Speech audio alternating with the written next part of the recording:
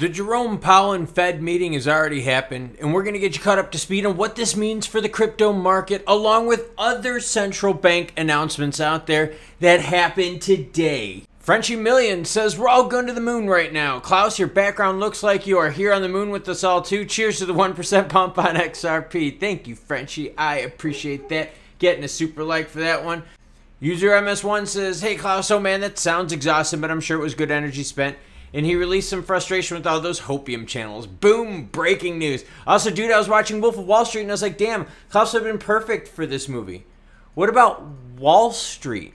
Check that movie out. Don't get emotional about stock. Say the same thing about crypto. Gordon Gekko, total shark in that movie. Whoa, whoa, whoa. Jerome Powell, yes, we're going to talk about it. First, let's get caught up with a little bit of heat map, and then we're going to get into central bank and central Fed fund rate talk. Oh, God, that was a mouthful. Bitcoin's in at 20. That's what she said. Bitcoin's in at 26,569. ETH 1583. XRP 50.4 with XLM right now sitting at 11.2. XDC hanging in there at 5.2, down 4.5% last 24 hours. All right. Now, people in the note that are already getting into this action, 71% says a pause. 28% now hitting us for the next one. Right now, the Fed fund rate is at 5.25 to 5.50. Inflation going up. Other countries are fighting inflation that is looking similar. Theirs is staying up higher, longer, more intense, longer. So it's not just the U.S. Jerome Powell comes out and basically says the U.S. banking system is sound and resilient. Essentially, what that means is banks can handle them raising rates more. They're not worried about banks failing with the bond gap because there's plenty of money out there to bail them out. There is still a lot of money. It's the wealthy that has that money, though. Because he also talks about how on actual households, this is very harsh because this means anyone buying a car, a home, having to put anything on their credit card, right? You got bills coming up, holiday expenses people put on their credit card. That's all going to cost the consumer a bit more. Whoa, Jerome Powell. Yes, this and all the other articles will be linked in the description below. You can watch this. You can watch the live stream. I have the live stream linked at the end of this. You can fast forward to his speech here. Support the channel. It'd be really cool if you did. But yeah, his speech goes on. He was very cold. It was almost like he was filing it, filling it in, singing it in. I mean, there was nothing to it. It was almost very robotic. It was cold. Best way to put it. Fed funds rate. All right, so what we're going to talk about now is Fed fund rate, what Jerome Powell did, now what other central banks are doing, and what this means for the broader crypto picture. All right, so central banks around the globe, and I've got right now the federal fund rate. In April of 2020, all the way through to February of 2022, all right, so about 2 years, you got Fed fund rate near next to nothing, which means borrowing was super cheap. All right, you could borrow money for business loans. I mean, all the startups that came out, all the ICOs that came out, all the SPACs that came out. Money was cheap, okay? That was just the story. And this was globally, especially during the whole pandemic time because, I mean, central banks across the globe were doing this exact same thing. They had to lower these rates down so that they could, hey, keep the economy going. Yeah, we know what that did for inflation later on down the road. So that's Fed fund rate. So you can see money flows in cheap. All right. 21st of September, more lenders expected to reprice offers. A freeze at the Bank of England base rate today appears to have given lenders a time to take a breath, with brokers now predicting more are likely to follow Nationwide's lead in repricing their fixed rate downs. So Central Bank England took a pause that allows their banks out there now to lower rates, saying, hey, look, we got a little bit of breathing room. We know what happened with the U.S. Sweden's central bank raises its rates to 4%. So they're under the Fed fund rate that we're here in the United States. But they're at 4% now, but they've done this now for a while. Their BRICS Bank has been lifting rates at every meeting starting with May of 2022. So they waited a while. Feds, we thought, waited a whole long time, we thought, Jerome Powell. Norway's central bank has once again hiked its key interest rate up to 4.25%. So now as these banks are raising money, and see, you can see the Fed fund rate coming back up here. As these banks are raising money, loans are becoming more expensive. Development is coming more expensive. And it's not just on a crypto, and this is on business development in general. It's just way more expensive. So the risky money, like the SPACs and all the crazy mergers, the crazy venture capitalists, right? They were just throwing money into crypto. Because crypto is not just people out there speculating on it. There has to be some building. There has to be some use case. There has to be some money made on it. So if you're not getting any developers, you know, getting paid on that, or more money flowing into developers to expand projects to keep things going, that can dry up on that end too. And then what's the speculation? On dead, quiet projects? So let's keep going. So that was Norway. Hong Kong Central Bank leaves its rate unchanged. They're at 575 right now, so money is extremely expensive in Hong Kong. The base rate was retained at 575 in tandem with the decision of the Federal Reserve. See? In tandem with the decision of the Federal Reserve. Global debt hit an all-time high of $307 trillion in the first half of 2023. So now if global debt is at an all-time high, and debt you can see from all these countries is super expensive, 5.25%, 4.25%, 4%. We're 5.25%, 5.50. England's up there. So I mean, you've got all these central banks where now debt is at an all-time high.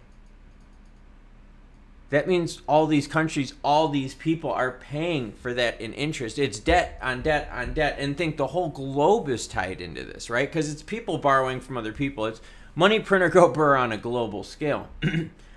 Economies like the U.S. are piling it up at a faster pace.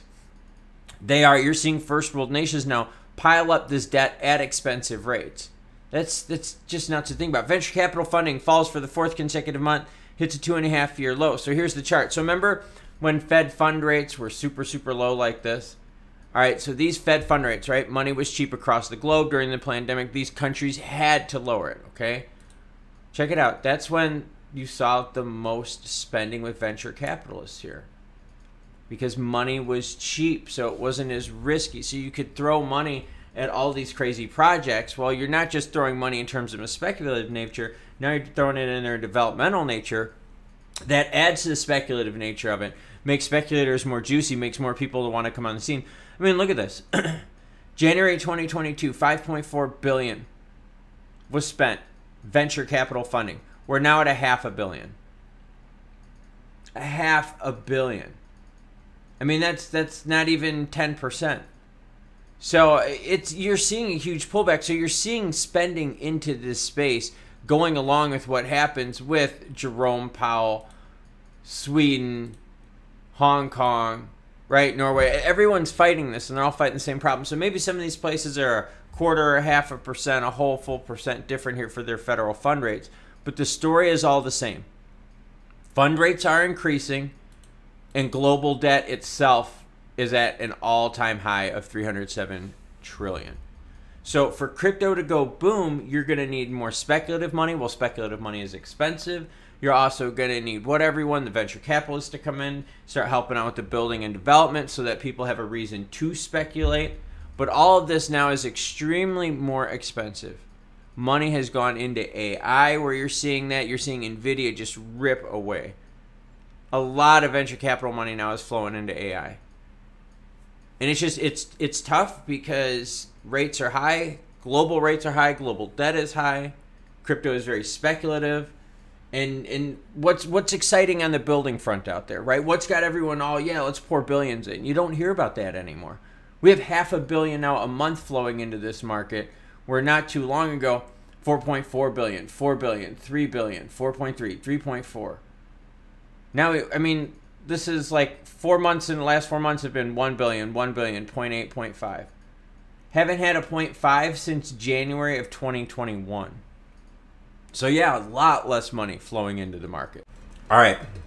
So what this means, and what all these pauses mean, the more central banks that we have that are at a pause right now, the more we're looking at this going, okay, they're at the peak. They might be holding on to this high rate for a while. Now that is actually very bad though, because that means debt for everyone is going to be super expensive for an extended period of time. Meaning anyone needing to buy a car, a home, taking on credit card debt, business loans in the next 2+ years, you're going to be paying an extremely high interest rate. They're going to be keeping these rates high, and they're going to keep them high for a while, and then they're going to just take their time lowering it. So it's going to take a long time for money to become cheap again.